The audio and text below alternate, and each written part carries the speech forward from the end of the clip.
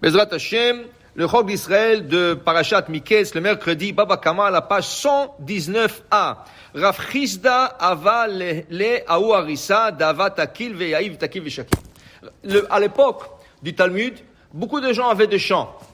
Mais quand le champ donnait des fruits, ils engageaient une personne, un manager, un gérant, et ça s'appelait haris. Le haris, sa paye, c'était pas de l'argent, sa paye, c'était une portion du champ. Alors, il donnait 20%, 25%, 30%, dépendamment de l'arrangement qu'il faisait. Ça c'était le haris. Rav Chisda avala ou harissa. Il avait un haris. Mais la Gemara nous dit, da'ava takil ve'ya'iv, takil ve'shakil. Qu'est-ce que ça veut dire ça? Dit Rashi, c'est un haris, shaya medakdek b'chaluka, ve'eno mevater michelko klum. Il ne laissait pas passer un fruit de plus ou de moins de sa part. Il était très, très à point sur le fruit. Rav Chisda n'a pas aimé ça. Parce qu'une personne doit être un peu large. Des fois tu perds, des fois tu gagnes. Comment tu me fais le calcul sur un fruit? Ça veut dire que tu es pointilleux sur un fruit, sur deux fruits, tu es pointilleux comme ça. Rav Chisda ne pouvait pas le supporter. Il a renvoyé du travail. Et il a dit, Kara nafshet, safun la tzadik chel chote. Lui, il a perdu maintenant. Pourquoi? Moi, maintenant, je prends tout. Je prends le 100%. Rav Chisda a dit, moi, ça me dérangeait pas de partager avec lui. Je lui donne 20%, 30%. Mais trop pontilleux qui me fait les calculs. Tu me dois 1 kilo de plus, ou un fruit de plus. Trop, c'est trop. Okay? Dans la vie, c'est la même chose. Il y a des gens qui sont larges. Tu sais, $1 de plus, $1 de, c'est pas grave. Okay? Il faut faire attention. Quand quelqu'un reçoit son salaire en argent, tu as besoin de lui donner jusqu'au dernier sou. Ça, on ne parle pas de ça. Okay? Si quelqu'un a gagné de l'argent, on va dire il a fait 1000 et on va dire ça donne $1022. Tu dois pas lui dire ok, on arrondit à 1000. Non. S'il revient à 1000 à $22, tu lui donnes $1022. Okay? Et même si c'est des sous, et $22 et 50 sous, tu lui donneras les 50 sous aussi. Okay? On ne parle pas de ça. Ici, le haris, il prenait, mais c'est des fruits. Alors tu peux donner un fruit de plus, un fruit de moins. Tu ne commences pas à mesurer dans un fruit. Okay? Il y a des choses que oui, s'il faut que ça soit exact, tu dois payer quelque chose. Tu dois payer une dette. Ça doit être au cent. Okay? Mais il y a des choses qu'il faut laisser passer. Okay? Et Rav Chisda n'a pas aimé l'approche de ce monsieur. Okay? Je vais vous raconter une histoire que deux fois, c'est pas bon d'être large. C'est pas bon d'être large. Pourquoi? Il y avait une ville en Lituanie qui s'appelait Kelem. Et le Rav là-bas, il s'appelait Rav Simcha Zissel. On l'appelait le sabbat de Kelem. Le grand-père de Kelem. Comme ça, on l'appelait. C'était un titre. Lui, c'était l'élève de Rabbi Israël Salanter. Et c'est un grand érudit. Baal Midot, bon trait de caractère. Dans sa ville à lui, il y avait beaucoup de gens de Torah, qui étudiaient la Torah.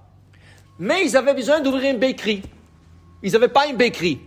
Mais c'est nécessaire une bakery dans une ville. Tu as besoin de pain, le lait, tu as besoin de produits, tu as besoin de tout. Mais personne ne voulait faire. Qu'est-ce qu'il a fait le rabbin? Il a ouvert une bakery. Mais il leur a dit, vous croyez que moi je vais être là dans la bakery? Jamais de la vie. Écoutez, mais je vois que personne ne veut s'en occuper. Okay? Je suis prêt à payer, mais personne ne veut. Alors il a dit comme ça, je mets une caisse, voilà le magasin, une fois par semaine, une fois par mois, moi je remplis le stock. S'il faut emmener du pain frais, j'emmène chaque jour. S'il faut emmener le lait une fois par semaine, je l'emmène une fois par semaine. S'il faut emmener des produits une fois par mois, j'emmène. Il n'y a pas de problème. Maintenant, chacun qui rentre dans le magasin, il doit faire, il y a une petite calculatrice, il doit faire le calcul de tout ce qu'il a pris et payer dans la caisse. Je fais confiance à tout le monde. C'est des gens de Torah, personne ne va les voler. Okay? Je fais confiance. Au Hachem, les gens étaient contents. Il y avait chacun s'est fait self-service. Chacun venait, il se servait, il prenait, il calculait, il donnait. Au bout de 6 mois, le rabbin à la synagogue leur fait une annonce. Monsieur, je m'excuse, mais je ferme le magasin. Waouh! Il regardait et dit, quoi? Tu veux me dire que quelqu'un a volé de l'argent? Pourquoi il fait le magasin? Qu'est-ce qui t'est arrivé? Alors il leur dit non, chas v'shalom, personne n'a volé, même pas un sou. J'ai trouvé chaque mois de l'argent de plus. Oh, alors qu'est-ce qu'il y a? Au contraire, c'est bon, ça veut dire que les gens sont larges, les gens sont bien, qu'est-ce que vous voulez? Il dit non. Vous ne comprenez pas comment le Yetzer Hara marche. De l'argent de plus, c'est une raison de voler. Comment? Il dit, pourquoi il y a de l'argent de plus dans la caisse? Pourquoi? Si les gens sont venus, ils ont fait le calcul, pourquoi il y a de l'argent de plus? C'est simple, je vais vous expliquer ce qui est arrivé. Le gars qui venait, et par exemple, il devrait donner $18,50. Il regardait dans la caisse, il n'y avait pas $1,50 de change. Qu'est-ce qu'il a dit? Il a mis $20. Il a dit, c'est pas grave, il y a là $1,50, ça vaut la peine, ok? L'autre gars. Alors, je me suis trouvé avec plus d'argent. Mais vous comprenez pas. La prochaine fois, ce gars, il vient dans le magasin, il doit donner $21. Et il n'a pas $1. Qu'est-ce qu'il va dire? Je vais mettre $20. De toute façon, l'autre fois, je donnais plus. Tu comprends? Et ça va arriver 2 jours, une fois, 2 fois, plus, moins.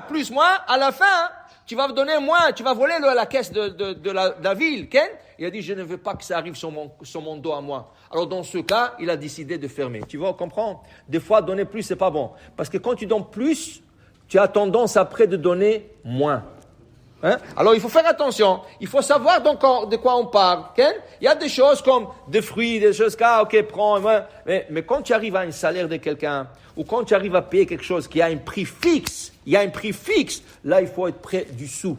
Okay? À moins que l'autre partie te dise non, je pardonne, mechila, tout ça. Oui, mais sinon, chacun devrait respecter l'autre. Amen ve amen.